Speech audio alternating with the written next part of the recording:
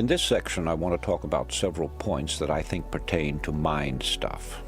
Call it a potpourri.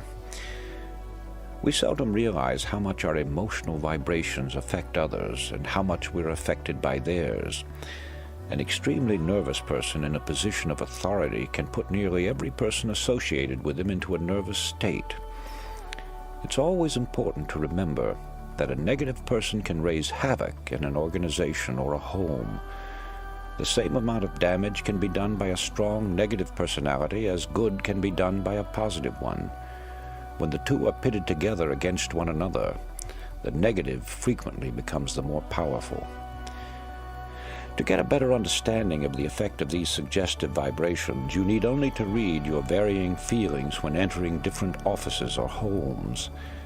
The atmosphere, which is the creation of the people living there, can be instantly detected as being upsetting, disturbing, tranquil, or harmonious. The vibrations set up by others affect us much more than we realize.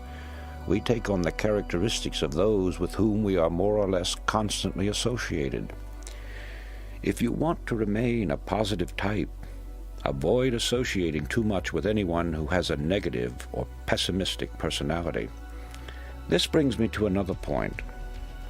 A person who desires riches must go where the riches are. Alone on a desert island, a man would probably have a tough time eking out a living, to say nothing of trying to amass a fortune. So it is in everyday pursuits.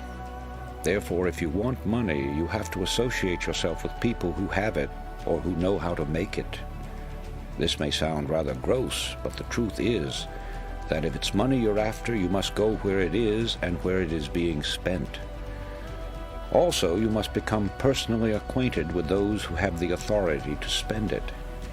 If you're a salesman selling advertising and you know the head of the firm is the man with the final say, it's a waste of time trying to convince minor clerks and junior executives. The same holds true if you're trying to sell other commodities, or what is more important, trying to sell yourself.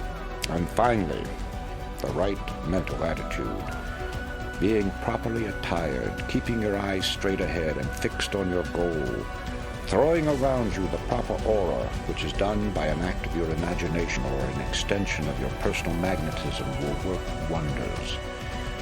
Theo Spinard, in his Penthouse of the Gods, learned this when he was cornered and stoned by a crowd of natives in Tibet. In his book, he says his first reaction was to fight, but the thought was immediately dismissed when he recalled that he had been taught to assume and maintain his aura. Thus he straightened his shoulders, lifted high his head, directed his eyes straight ahead, and moved forward with a firm and rapid stride. Not only did the crowd give way, but others came forward and made a path for him. When man fully comprehends the great power of his mind and earnestly puts it to work, he will have dominion over this earth and everything on it. You yourself have this inner spark, but it must be fanned until the fire is of white-hot intensity, and it must be constantly stoked, which you do by adding fuel. Ideas, more ideas, and